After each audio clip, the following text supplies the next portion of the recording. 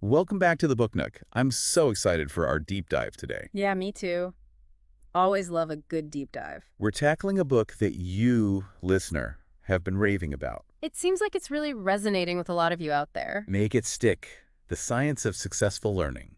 By Peter C. Brown, Henry L. Roediger III, and Mark A. McDaniel. Now, you've specifically asked us to zoom in on the actionable stuff, The practical exercises. the memory-boosting techniques you can actually put to use, like right now. Exactly. Not just theory, but what can we do to learn better?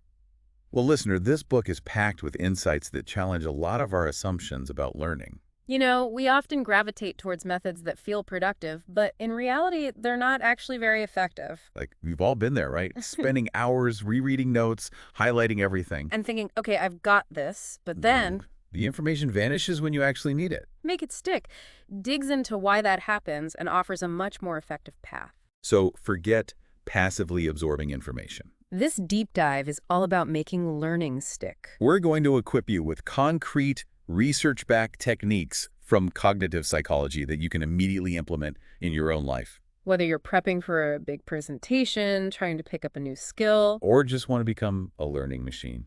let's jump right into it. One of the most powerful ideas the book emphasizes is retrieval practice. Oh yeah, this one's huge. And it's beautifully illustrated with the story of pilot Matt Brown. Matt's early flight instruction was this super intense, condensed crash course. 18 days straight, 10 hours a day. Wow, just imagine trying to absorb all of that information in such a short time. Right. It really exemplifies that common belief that just being exposed to a ton of information is enough to learn it. But as the authors highlight, that's not really how our brains work best. Right. So in the next phase of Matt's training, things shifted. For 11 days, he spent time in a classroom, and most importantly, in a flight simulator. And the simulator wasn't just about passive observation.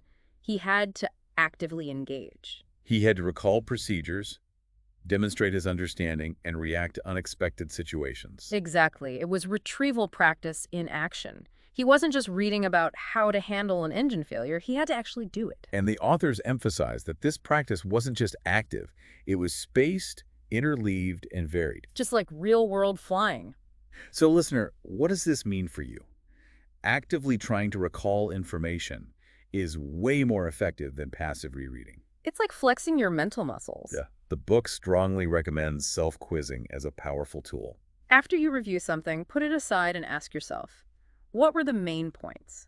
How would I explain this concept in my own words? How does it connect to things I already know? And don't be afraid to make mistakes during this process. In fact, even if you get things wrong during self-testing, it's still beneficial. As long as you go back and correct those errors. That effortful retrieval is what really solidifies the learning. They even highlight Second Lieutenant Kylie Hunkler, who uses practice tests as a way to constantly check her understanding. She calls it shooting an azimuth, like a navigator constantly checking their compass. It's about moving beyond just feeling familiar with the material. Avoiding that illusion of knowing. You might read something and think, yeah, I get it, but can you actually pull that information out of your brain when you need it? Regular self-quizzing helps you know for sure. All right, let's move on to another actionable exercise. Embracing spaced practice. This one can feel a little counterintuitive because we often feel the urge to cram. Right, especially when a deadline is looming. But while mass practice studying everything at once might lead to quick, short-term gains, Those gains are usually fleeting. the book uses the example of surgical residents learning microsurgery. The group who spaced their practice sessions a week apart did significantly better in the long run. Compared to the group who crammed all their practice into a single day. So listener, even though spacing things out might feel harder in the moment, it leads to much stronger long-term retention. It forces your brain to work harder to retrieve the information each time, which ultimately strengthens those memory pathways. Building on this idea of spacing, the book highlights the benefits of interleaved practice. This is about mixing up the practice of different subjects or skills. Rather than focusing on one thing at a time. And this might sound a bit strange, but the research really supports it. Take the study where college students were learning to calculate the volumes of different geometric shapes. One group used massed practice, doing all the problems for one shape before moving on to the next. The other group used interleaved practice, mixing up the different types of problems. And what's interesting is that during the initial practice sessions, the massed practice group actually did better. They were getting more problems right. But then, on the final test, a week later, the interleave group blew them out of the water. So, listener, interleaving forces your brain to discriminate between different types of problems or concepts. You can't just rely on autopilot. You have to actively think about which solution or understanding is appropriate for each situation. This leads to a much deeper, more flexible understanding. Okay, we've got retrieval, spacing, and interleaving. Now let's talk about varied practice. This is about practicing a skill under a range of conditions. It's like taking the idea of mixing things up a step further. The book uses the example of the beanbag toss study. Kids who practiced tossing beanbags at different distances actually did better on a distance they hadn't directly practiced. Compared to the kids who only practiced at one specific distance. The varied practice helped those kids develop a more adaptable set of skills. A more flexible movement vocabulary, as the book puts it. And this applies to more than just physical skills.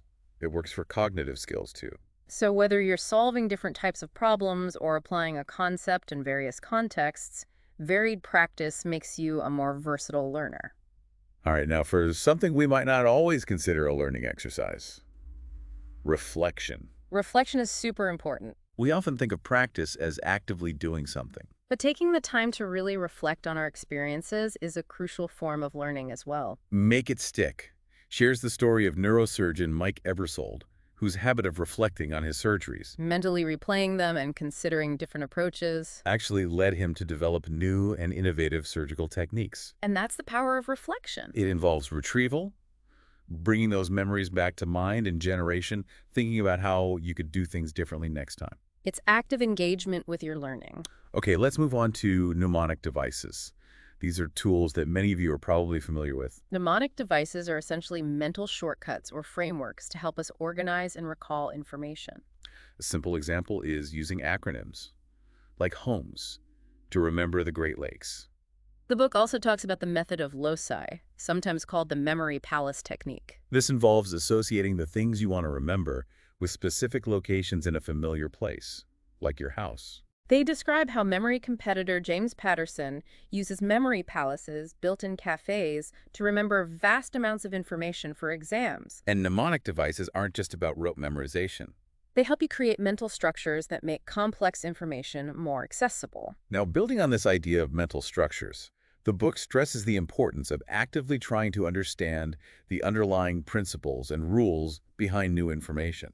They call these people structure builders and rule learners. So listener, when you encounter new material, challenge yourself to identify the core ideas and build a mental framework. Ask yourself, how do these pieces fit together? What are the fundamental rules at play here? If you find yourself memorizing specific examples without really understanding the underlying principles, Make a conscious effort to compare those examples and see if you can extract the general rules or patterns. this will help you apply your knowledge more broadly. It's about going deeper than just surface-level memorization. Okay, last but not least, make it stick. Emphasizes the importance of embracing difficulty and effort in learning. This is so crucial. We often get discouraged when things feel hard. But that struggle is actually a sign that you're engaging in effortful learning, which is what leads to real, lasting changes in your brain. So don't shy away from those challenging moments. That effort to retrieve information, even when it's tough, is what strengthens the memory. And get this, trying to solve a problem before you're given the solution, even if you make mistakes, actually leads to better learning. It's called the generation effect. That act of trying to generate the answer yourself, even if you get it wrong, primes your brain to learn the correct information more effectively.